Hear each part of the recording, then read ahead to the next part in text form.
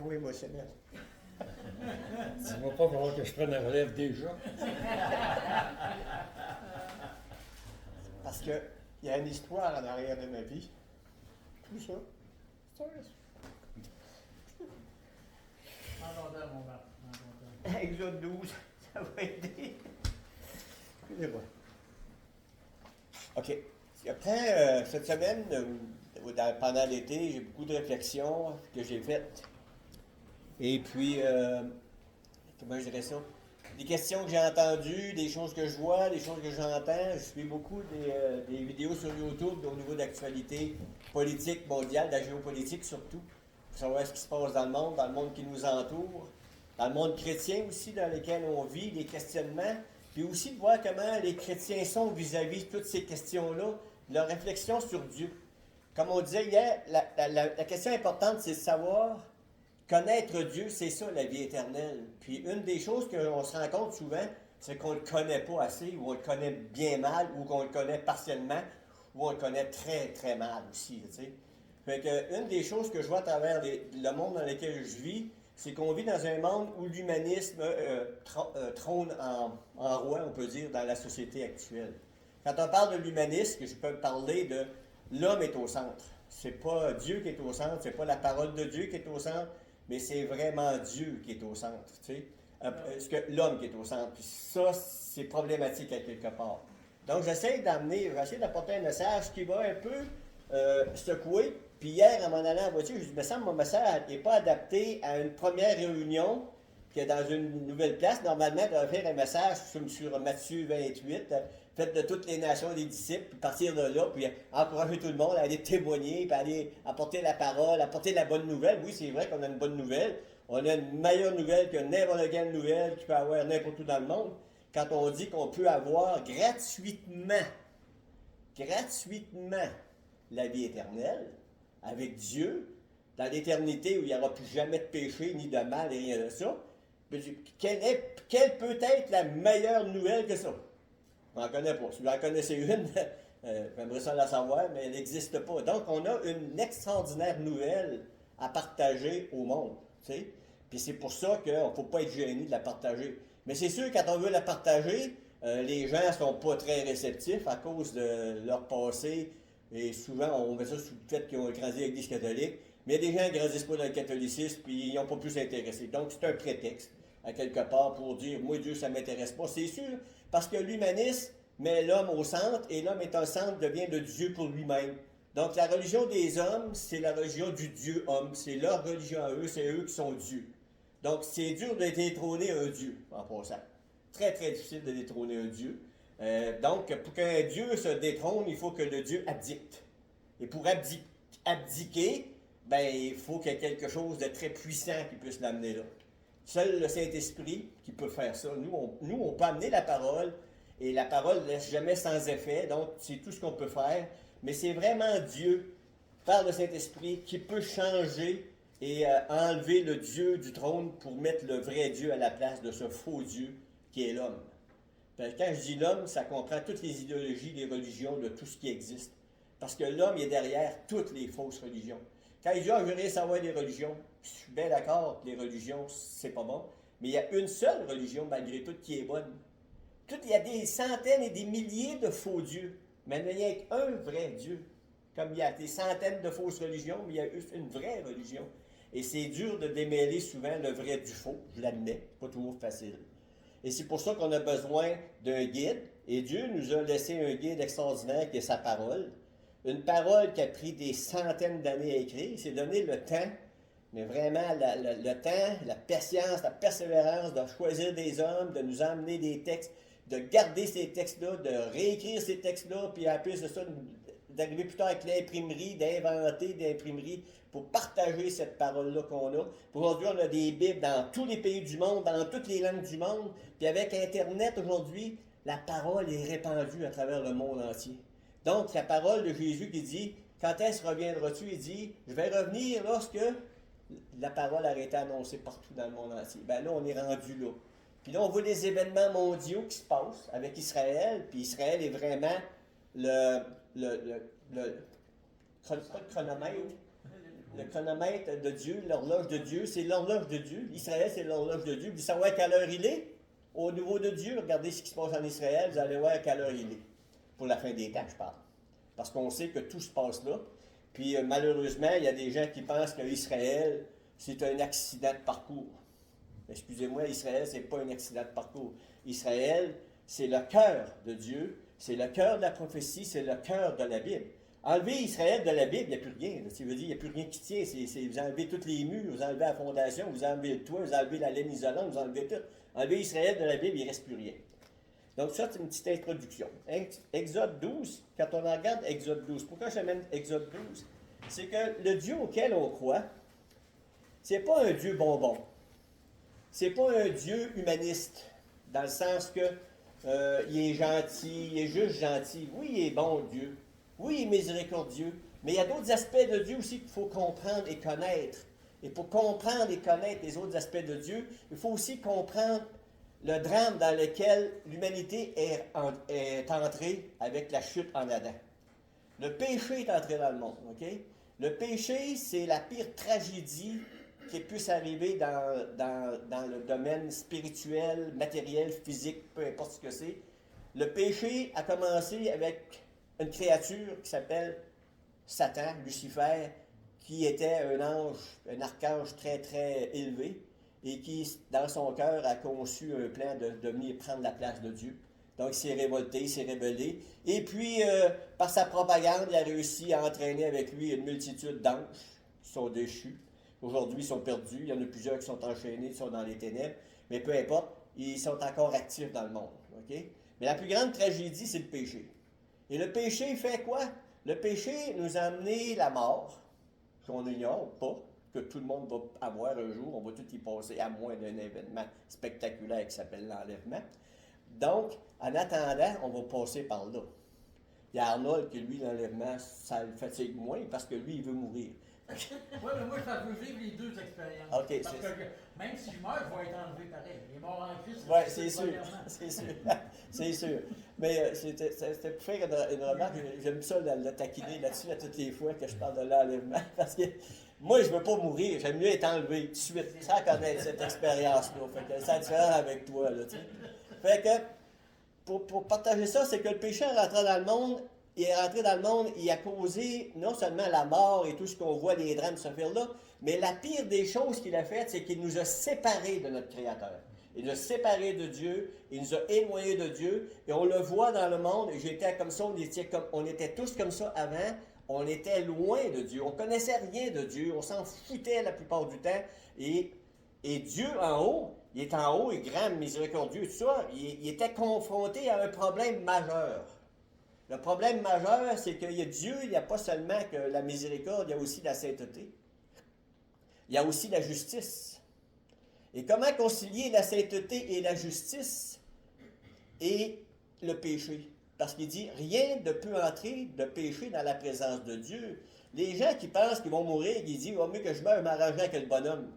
M'excuse, mais le bonhomme, là, il va dire, un petit peu, le gars, il va shaker, mais qu'il voit le bonhomme. Tu sais, il va dire, il va voir que le bonhomme, il n'est pas ce qu'il pensait qu'il était. Parce que quand on est chrétien, on sait très bien à qui on a affaire, puis on sait que le bonhomme, c'est pas un bonhomme. Il est vraiment un Dieu tout-puissant. Et je peux vous dire une chose, c'est que quand on voit dans la Bible des rencontres que les gens ont faites avec Dieu, ils n'étaient pas gros dans leur culotte. Si on pense à Jérémie ou Ézéchiel ou d'autres, là, ils n'étaient pas gros dans leur culotte, puis à toutes les fois, une chance que Dieu les calmait. Parce qu'il n'était pas capable de rester dans la présence de Dieu. Pourquoi? À cause que l'homme est conscient de sa condition humaine de pécheur. De sa condition humaine qui sait très bien qu'il n'est pas au diapason avec Dieu. Il n'est pas pantoute. Et c'est pour ça que Dieu, dans son amour, a trouvé un moyen de rétablir la relation avec l'homme. Parce que l'homme, il n'est pas en relation avec Dieu. La Bible dit, l'homme est ennemi de Dieu. On n'est pas ami de Dieu, on est ennemi de Dieu. À partir de ce moment-là, si on est ennemi de Dieu, on n'est pas en bonne relation. Quand on est en guerre avec quelqu'un, c'est parce qu'on est ennemi avec quelqu'un. Puis quand il y a la guerre, ben c'est pas la paix, on s'entend? Puis quand il y a la guerre, ben il y a tout ce qui vient avec. On le sait, on a des guerres présentement dans le monde, puis c'est pas jojo partout. Donc Dieu a trouvé un moyen. Quel est ce moyen? Dans Exode 12, on le voit. Ça commence un peu là, on peut dire, mais ça a commencé un peu avant avec Caïn et Abel. On sait que Caïn avait offert les fruits de son jardin, puis Dieu avait rejeté l'offrande de Caïn. Abel avait offert le sang d'un agneau. Dieu a accepté l'offrande. Dans Exode 12, si on retourne dans Exode 12 pour ceux qui l'ont, attendez un peu, Exode 12, ok. Verset 1. L'Éternel dit à Moïse et à Aaron dans le pays d'Égypte, ce mois-ci sera pour vous le premier des mois. Il sera pour vous le premier des mois de l'année. Parlez à toute l'assemblée d'Israël et dites, le 10e jour de ce mois, on prendra un agneau pour chaque famille, un agneau pour chaque maison. Si la maison est trop peu nombreuse pour un agneau, on le prendra avec son propre voisin, selon le nombre de personnes. Vous compterez pour cet agneau d'après ce que chacun peut manger. Ce sera un agneau sans défaut, mâle, âgé d'1 an. Vous pourrez prendre un agneau ou un chevreau. Vous le garderez jusqu'au 14e jour de ce mois. Et toute l'assemblée d'Israël l'immolera entre les 2 soirs. On prendra de son sang et on le mettra sur les 2 poteaux et sur le linteau de la porte des maisons où on mangera. Cette même nuit, on mangera la chair rôtie au feu. On en mangera avec des pains sans levain et des herbes amères. Vous ne le mangerez point à demi-cuit ou bouilli dans l'eau. Il sera rôti au feu avec la tête, les jambes et l'intérieur. Vous n'en laisserez rien jusqu'au matin, il n'en restera que quelque chose le matin. S'il reste quelque chose le matin, vous le brûlerez au feu. Quand vous le mangerez, vous aurez vos reins sains, vos souliers aux pieds et votre bâton à la main. Et vous le mangerez à la hâte, c'est la Pâque de l'Éternel. Cette nuit-là, je passerai dans le pays d'Égypte, et je frapperai tous les premiers-nés du pays d'Égypte, depuis les hommes jusqu'aux animaux, et j'exercerai des jugements contre tous les dieux de l'Égypte. Je suis l'Éternel. Le sang vous servira de signe sur les maisons où vous serez, et je verrai le sang, et je passerai par-dessus vous. Il n'y aura point de plaie qui vous détruise, quand je frapperai le pays d'Égypte. Vous conserverez le souvenir de ce jour, et vous le célébrerez par une fête en l'honneur de l'Éternel. Vous le célébrerez comme une loi perpétuelle pour vos descendants. Je vais arrêter là, parce que l'histoire, je vais la continuer. Donc, vous avez à ce moment-là, famille en Égypte, qui décide de faire ce que Dieu a dit. Ils vont mettre les chevreaux, ils vont tuer le chevreau, ils vont cuire le chevreau ou l'agneau de cette affaire-là. Mais dans la gang, il y en a un là, qui va oublier de mettre le sang sur linteau de la porte. Pauvre petit monsieur, il a oublié de mettre le sang sur le linteau de la porte. Quand l'ange va passer pour faire la destruction des premiers-nés en Égypte, quand il va passer en avant de la maison du gars, qui a presque tout fait ce qui avait été demandé, mais il a oublié d'aller mettre le sang sur la porte à l'extérieur, que croyez-vous qu'il va se passer? Son premier-né, il va mourir. Pourquoi? Parce que le sang, quand l'ange passe, il n'y a pas de sang, il va faire l'exécution. Voyez-vous, mais là, on peut dire, oui, mais le gars, il était sincère, là, monsieur, il n'a pas fait exprès, il l'a oublié, mais il a tout fait ce qu'il fallait, mais il l'a oublié. C'est la même chose que dans le monde dans lequel on vit. Les gens s'imaginent, là, parce qu'on est sincère, puis qu'on est bon, puis qu'on est une bonne personne, qu'on a fait de notre possible, que Dieu va dire, ah ben là, pauvre petit monsieur, hein, pauvre petite madame, on ne peut pas faire grand-chose. Je comprends. Ça, c'est de l'humanisme, OK? Mais Dieu, c'est pas ça. Dieu, quand il va passer devant la porte, il voit le sang, il passe. Il ne voit pas de sang, il rentre. C'est la même chose dans le ciel. C'est la même chose au ciel. Quand on va se présenter devant Dieu, avec quoi pensez-vous qu'on va se présenter? Avec le sang de Jésus. Avec le sang de Christ qui est mort à la croix. On ne peut pas se présenter autrement qu'avec le sang de Christ à la croix. Mais là, vous allez dire, Dieu il est donc bien barbare. Mais c'est vrai quelque part que c'est un peu barbare. Tu sais, pourquoi on peut dire que c'est barbare? Parce que comment se fait que Dieu va tuer du monde de même? Savez-vous quoi? Dieu, il en a tué du monde. Quand on en regarde dans la Bible, écoute, on peut commencer au tout début. Le déluge. Il y en a eu combien de morts au déluge? Hein, mais je veux dire, je ne sais pas, mais il y a un monde à ce moment-là, des millions, des centaines de millions, un milliard, ou je ne sais pas, mais il y en a resté 8. C'est pas une grosse moyenne au bâton, là, tu sais, je veux dire, mais il y en a tué du monde. C'est qui les a tués? C'est Dieu. Pour quelle raison? Ça, c'est une autre histoire, c'est une autre réponse à avoir. Après ça, on a les Jésuitiens, il y en a eu plusieurs qui sont morts quand ils sont allés pour les poursuivre. Ils sont tous morts en traversant l'eau. parce que l'eau s'est refermée sur tout ce monde-là. Ils sont tous morts. Quand Dieu a dit à Israël, quand tu es rentré dans la terre promise, il dit, vous dévourez cette ville-là par interdit, vous tuerez femmes, vieillards, enfants. Dieu, comment ça qu'il fait ça? Pourquoi? Il faut comprendre une chose. Tournons ensemble dans un texte, aidez-moi un petit peu, je l'ai écrit à quelque part.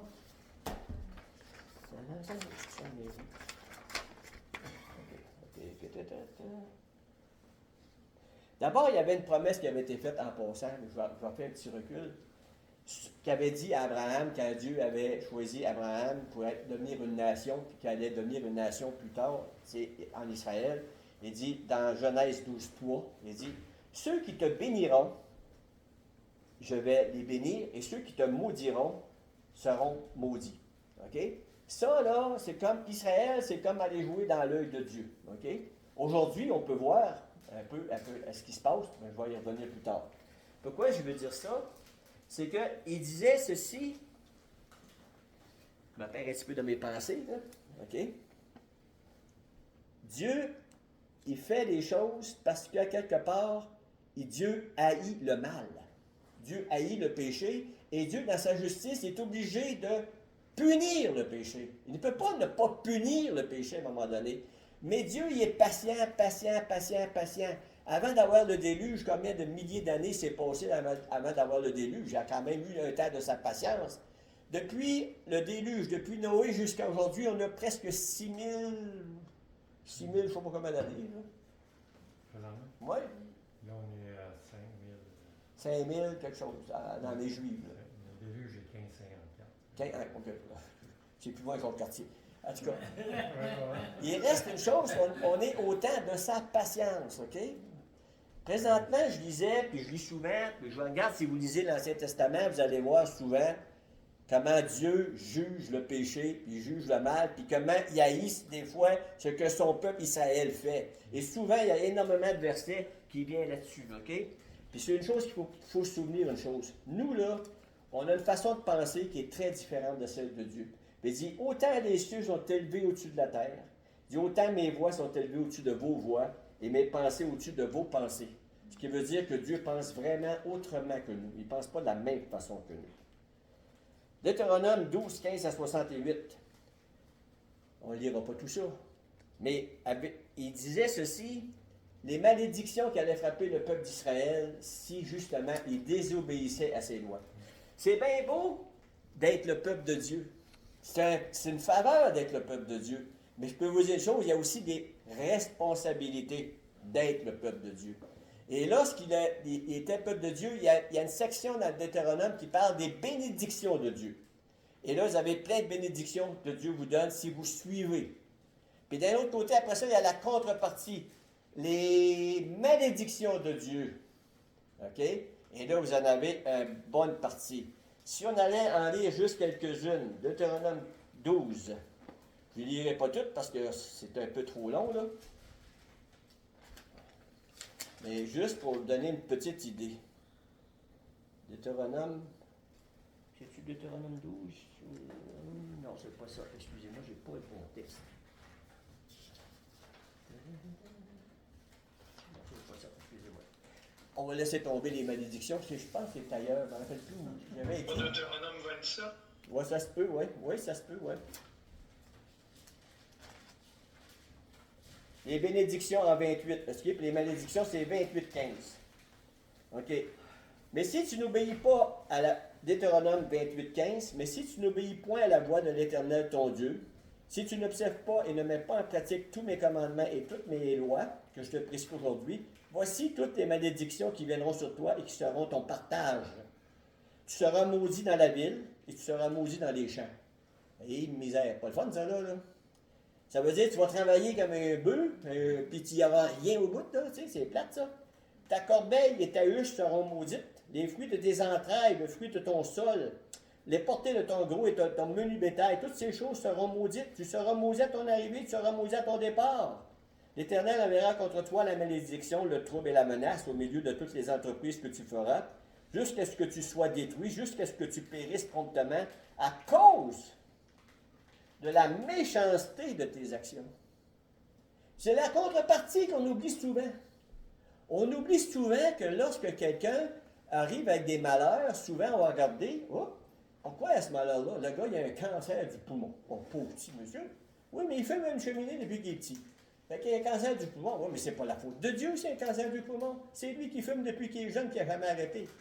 L'autre personne a conduit en état d'ébriété. Il y a eu un accident, c'est épouvantable, il a perdu son permis de conduire, puis il a tué 3 personnes. Pauvre petit, ouais, mais s'il a conduit en état d'ébriété, c'est la faute à qui? C'est sa faute à lui. Donc, c'est un peu ça qui se passe quand on en regarde des choses ici qu'on voit. Dit à cause de la méchanceté de tes actions. C'est nos actions souvent qui nous amènent le jugement dans nos vies. C'est pas par hasard. Oui, des fois, ça peut arriver par hasard. Il y a des circonstances de la vie qu'on ne contrôle pas. Pas pour dire que tous les malheurs qui nous arrivent, on est notre propre responsable. Non, mais il y a des fois que oui. Et là, si on continuerait, ça continue. Il va dire de quoi il y en a, ils vont même jusqu'à dire, vous allez même manger vos enfants. On a vu ça à Jérusalem en 70 après Jésus-Christ. Il y avait tellement faim, les gens, là, qui étaient, il y en a qui mangeaient leurs enfants. Il n'y avait plus rien à manger. Ils étaient en famine. Quand aujourd'hui on parle de Gaza, ils sont en famine, ils sont loin d'être en famine comparativement aux famines de l'ancien temps. En l'ancien temps, quand les gens faisaient la guerre, là, c'est comme ça qu'ils faisaient la guerre. Les gens étaient emmurés dans une ville. Les gens venaient, ils encerclaient la ville. Il n'y a plus rien qui rentrait, il n'y a plus rien qui sortait. Jusqu'à ce que, quoi? Jusqu'à ce que la ville démissionne, dit OK, c'est correct, on se rend. Il n'y avait pas le choix d'abdiquer à ce moment-là. C'est comme ça qu'ils faisaient la guerre dans l'ancien temps. Dans l'ancien temps, t'entends, là? Parce qu'aujourd'hui, on ne fait plus la guerre comme ça. Aujourd'hui, on nourrit nos prisonniers, on nourrit nos ennemis aujourd'hui. C'est spécial, pas mal, tu sais. Je veux dire, puis là, si on ne les nourrit pas, on se fait critiquer qu'on ne nourrit pas les pauvres petits messieurs là-bas qui nous ont fait le trouble. Mais voyez-vous, ça m'arrive à dire ceci, c'est qu'à travers l'Ancien Testament, on voit Dieu dans ses jugements. Mais Dieu, il juge à cause de quoi? Toujours à cause de la méchanceté de nos actions. Quand on regarde les villes, que tantôt je parlais que les gens étaient dévoués par interdit, qu'est-ce que les villes, ces gens-là faisaient dans leur culte à Dieu? Ils immolaient leurs enfants à Moloch. Ils faisaient brûler leurs enfants par le feu à Moloch en sacrifice. Ils offraient en sacrifice leurs enfants. Ils étaient tellement endoctrinés, ces gens-là. Puis on a ça aujourd'hui, présentement. Quand on regarde ce qui se passe en Palestine, à Gaza, et ça, c'est un point, c'est un peu ça aussi que je voulais partager, c'est qu'on regarde là-bas ce qui se passe en Palestine, ça s'est passé aussi dans l'ancien temps, dans le temps qu'Israël est arrivé. Les gens, quand Dieu a dit aux gens d'Israël de tuer les femmes, les vieillards, les enfants, je me suis posé la question pourquoi? La question est simple, c'est lorsque vous êtes endoctriné dans une façon de penser religieuse, c'est presque impossible de vous déprogrammer de ça, à moins d'un miracle, et ça peut arriver à quelques-uns à travers le temps. Mais c'est très minime. Comme quand, à un moment donné, avant de détruire Sodome et Gomorrhe, Lot avait, pas Lot, c'était Abraham. Abraham avait demandé, si je trouve 50 justes, vas-tu détruire la ville? OK, trouve-en 50. Ah, mais si j'en trouve 40, oui, 40, OK. Il a tombé jusqu'à quel? Il a tombé jusqu'à 10, je pense. Puis il n'en a même pas trouvé. 10. Donc, si on en regarde dans le temps, ça ne s'est pas amélioré dans le temps. Donc, il n'y en avait pas 10 de justes à Sodome et Gomorrhe. Donc, si Dieu a détruit Sodome et Gomorrhe, c'est qu'il n'avait même pas trouvé 10 justes. Quand on parle de 10 justes, ça veut dire, y a-t-il 10 personnes qui ne sont pas programmées dans le système de corruption, d'idéologie, de fausses religions? Non, ils étaient tous là-dedans. Présentement, à Gaza, vous avez la moitié de la population qui a moins de 20 ans, qui a 20 ans et moins. Ce qui veut dire la mort, c'est là depuis 20 ans. Ça veut dire que depuis 20 ans, la politique, l'idéologie mortifère islamique est là depuis 20 ans et ils sont enseignés à partir de leur tout jeune âge dans cette idéologie mortifère de haine des Juifs et des mécréants que nous sommes, et des chrétiens encore bien plus. Donc, ces gens-là ont grandi là-dedans. Il y a une vidéo qui était passée, on voit des jeunes qui nous posent la question. Ils disent, qu'est-ce que tu veux faire plus tard? Moi, je veux être ingénieur. Pourquoi? Pour pouvoir faire des bombes, pour pouvoir tuer des Juifs. Il y avait 6 ans, 5 ans, 6 ans, 7 ans. Puis il y en a d'autres qui disent, moi, ce que je veux, c'est pouvoir tuer le plus de Juifs que je peux. Ils haïssent les Juifs, pourquoi? Pas parce que les Juifs les ont fait quelque chose particulièrement, c'est qu'ils ont été enseignés dans cette façon de faire. Et là, vous avez un peuple qui est de l'autre côté, qui, a fait des compromis avec eux pendant des années. Ils ont même redonné... Gaza était occupé par Israël. En 2005, ils ont redonné Gaza avec des infrastructures, des serres, etc. Et ils ont enlevé les Juifs qui vivaient dans ce coin-là, puis ils ont retournés chez eux. Ça a fait de la grogne en Israël. À partir de 2005, les Palestiniens avaient un territoire de Gaza autonome. Ils pouvaient faire ce qu'ils voulaient avec. Ils ont reçu des milliards d'argent de tout le monde entier. Cet argent-là, le peuple palestinien, ça a servi à quoi? À élire un gouvernement terroriste qui s'appelle Hamas. Et ce gouvernement-là a construit quoi avec l'argent? Des tunnels, des roquettes, des armes pour détruire Israël. Car leur politique, c'est de détruire Israël. Et vous avez Israël de l'autre bord, qui lui est en face, puis il dit, bon, ben nous autres, on veut survivre. Si mon voisin, il veut me tuer, puis il veut juste me tuer, puis il fait tout pour me tuer, il va me protéger de lui, ou bien il va le tuer avant qu'il me tue, je sais pas.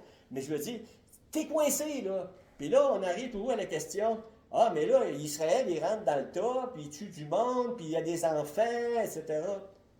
Oui, c'est vrai, mais c'est ça la guerre. Une guerre sans tragédie. Non, voilà. Sans dommages collatéraux. Exact. Sans dommages collatéraux, sans victimes collatérales, ça n'existe pas. Quand la Deuxième Guerre est arrivée, on a bombardé, puis je vais vous dire de quoi, la France a été plus bombardée par les Américains que par les Allemands en passant. OK? Quand les Allemands sont arrivés, ils n'ont pas détruit Paris, eux autres. Ils ont occupé la France, puis ils n'ont rien détruit. Mais quand les Américains sont arrivés pour chasser les Allemands, ils en ont détruit un paquet de villes et de villages aux alentours. C'était des dommages collatéraux, puis il y a bien des Français qui sont morts. Mais on n'avait pas de médias qui disaient hey, c'est épouvantable. Puis quand ils sont rentrés en Allemagne, il y a des Allemands, des pauvres civils allemands qui sont morts. Mais c'était comme ça, la guerre. Mais aujourd'hui, on dirait qu'on a une guerre asymétrique. La Hamas, qui est un mouvement terroriste, on doit le prendre en pitié parce qu'il y a des victimes qui viennent là-dedans. Mais ça n'a pas rapport, mais pas en tout. Israël les nourrit, il essaye de dire sauvez-vous, on s'en vient. C'est une guerre ciblée.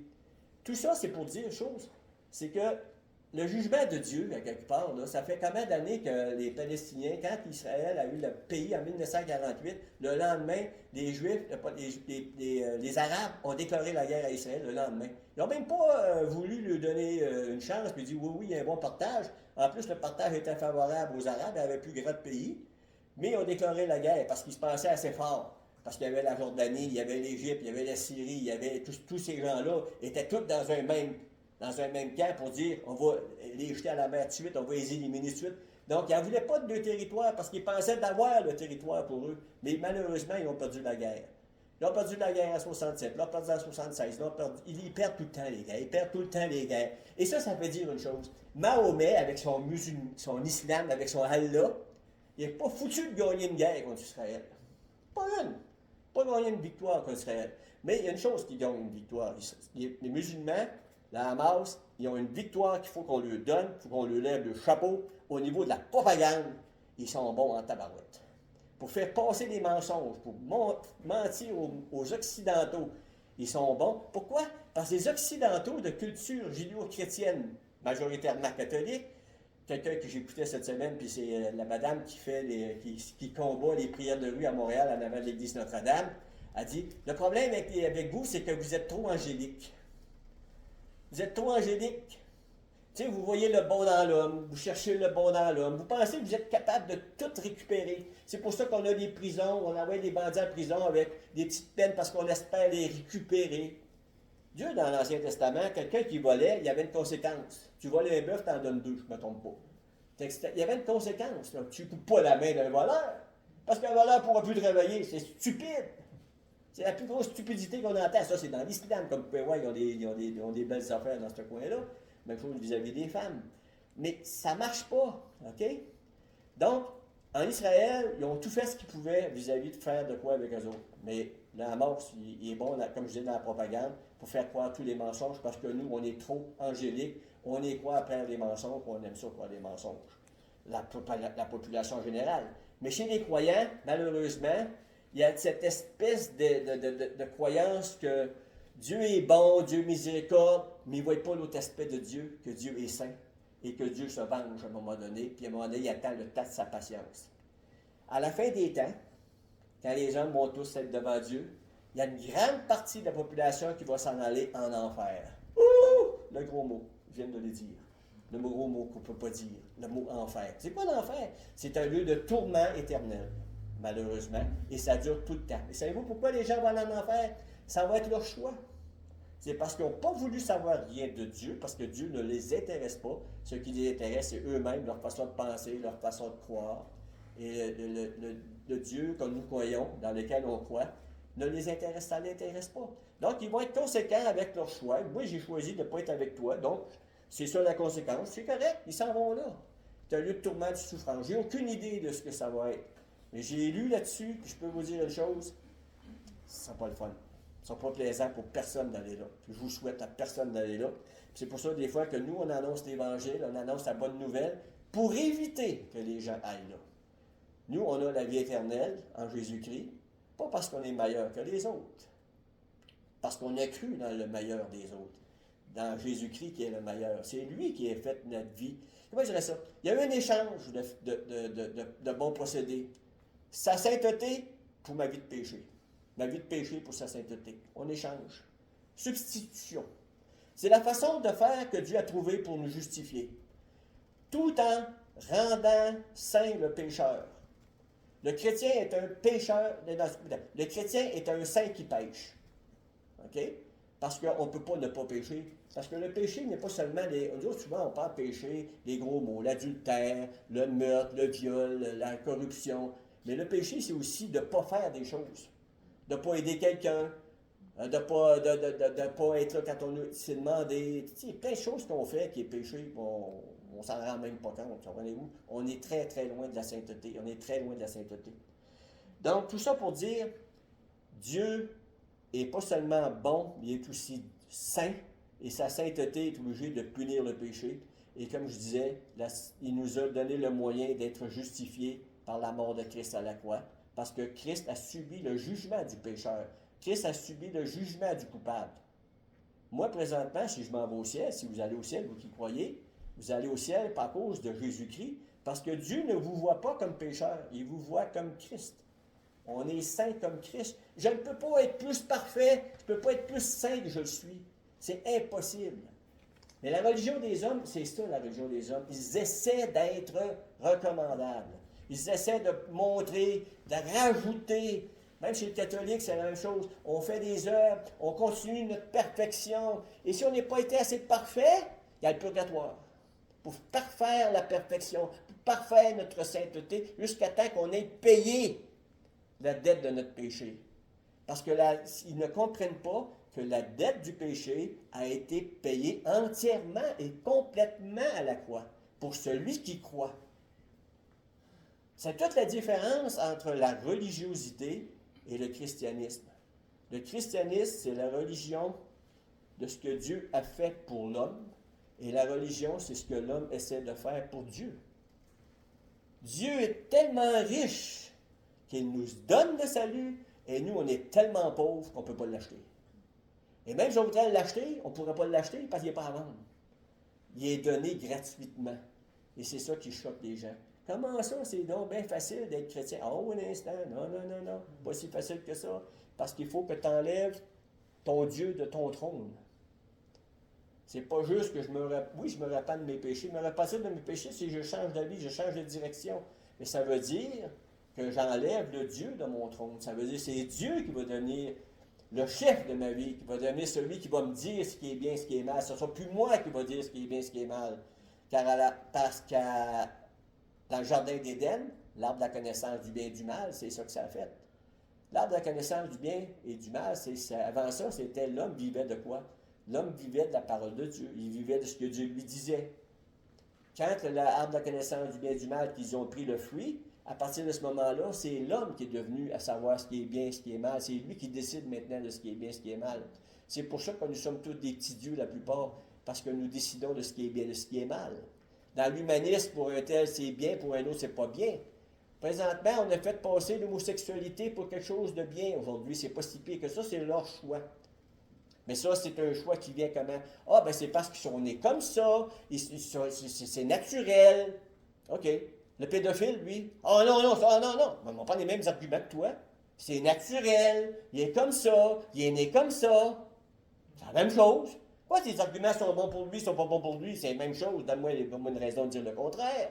C'est la même affaire. C'est comme ça que Dieu dit, ça c'est une abomination, mais les gens disent que c'est bien, donc choisis. C'est Dieu ou c'est toi? C'est toujours la même chose. On est toujours confronté à faire des choix. Soit ça vient de Dieu, soit ça vient de moi. Israël, Gaza, les Palestiniens, c'est qu'est-ce que je choisis? Moi, je vais toujours choisir le côté d'Israël. Peut-être qu'Israël, des fois, qu'il exagère. Peut-être que Netanyahou, lui, il y a un nom qui est dur à dire. Netanyahou. Tu sais, Netanyahou. Bon. Netanyahou, il n'est pas parfait, comme nos premiers ministres ne sont pas parfaits. Mais il a été mis là, et, démocratiquement, et il prend les décisions qu'il peut dans la lumière qu'il a. Et nous, on n'a pas les lumières qu'il a. On ne sait pas pourquoi il prend telle et telle décision. Mais je sais une chose, si j'étais confronté à ça, moi, je serais peut-être plus dur que lui encore. Moi, là, la nourriture qui rentre, là, il n'y en aurait même pas. L'électricité, il n'y en aurait même pas. De l'eau, il n'y en aurait même pas. Pourquoi? Je vais te dire une chose, ce ne serait pas l'eau qui réglerait le problème. Mais tant qu'on veut être bon, qu'on en donne, c'est comme quand j'étais enfant. Moi, là, je poussais à la limite. Comme tous nous autres, comme enfants, quand on avait nos parents, on pousse les limites, voir jusqu'où ils vont. Aujourd'hui, on a des parents qui laissent faire, ils laissent faire, ils laissent faire, ils laissent faire, ils laissent faire. Ça finit par faire des bandits. Pourquoi? Parce qu'ils n'ont jamais eu de limite. Moi, je poussais les limites, poussais les limites, poussais les limites. À un moment donné, mon père, il réagissait pas, mais une bonne fessée. Et là, tous les coups, je venais calme, je venais bien, j'étais gentil, j'étais transformé. Ça me faisait du bien. Moi, t'as dit, j'ai de la misère à expliquer pourquoi, mais ça me faisait du bien. C'est vrai. Je m'en souviens encore. Mais pourquoi? Parce que c'est le principe de Dieu. Faut que le mal soit réprimé. Si tu ne réprimes pas le mal, il va prospérer tout le temps. Vous avez la même chose avec les pro-palestiniens à Montréal. On les a commencé des accommodements raisonnables. Et là, aujourd'hui, ils sont rendus qu'ils bloquent les rues. Ils vont prier devant même la cathédrale Notre-Dame à Montréal. Et les polices les regardent. Il y a un journaliste qui va là, Robin News, avant pour les interviewer. La police les détonce, puis ils sont tous contre elle, puis ils sont en tabarouette après elle. C'est la seule journaliste qui va là. Tu as une journaliste indépendante, elle s'appelle Alexa Lavoie. Elle a un courage que peu ont. Radio-Canada n'a jamais été là. Ils ne savent même pas qu'il y a des prières de rue. De l'autre côté, à Radio-Canada, les gens ne savaient même pas qu'il y a... Oh, c'est pas si pire que ça. Les deux cocos là, qui se présentent pour être maire de Montréal. Oh, moi, ma priorité, il y a d'autres choses que ça. Pas prioritaire. L'Occident est en train de se faire avoir avec l'islam. J'ai entendu dire, je ne sais pas si ça se peut, 35% de la population canadienne serait rendue musulmane. J'ai entendu ça hier par la madame qui est contre les prières de rue. 35% déjà, ça n'a pas de bon sens comment ça a rentré, c'est incroyable. Mais quand vous allez vous promener partout, là, vous en voyez partout. Ils sont passés là, ouais, ils ont tous quelque chose sur la tête. Ils sont tous enveloppés, ils ont froid. Même en été. Mais c'est ça qui s'en est rendu. Fait que le mal, on ne le réprime pas et ils vont de plus en plus. On vous pose une question. Moi, si j'étais à Montréal, j'aimerais ça peut-être aller faire une manifestation devant une synagogue. Un samedi. À l'avant d'une synagogue. Bref, qu'est-ce que le gouvernement ferait? Qu'est-ce que la police fait, moi, pour le fun? Il y a juste un chrétien qui est venu pour faire des chants chrétiens à Montréal, en Nouvelle-Écosse, à Montréal, à Toronto. Ça a été banni partout. Ils ne voulaient pas avoir un chrétien qui veut faire des chants gospel. Interdit. On est un monde de fous, excusez-moi. On est un monde de fous. Je vais terminer là-dessus. Alors, merci de votre écoute. Amen.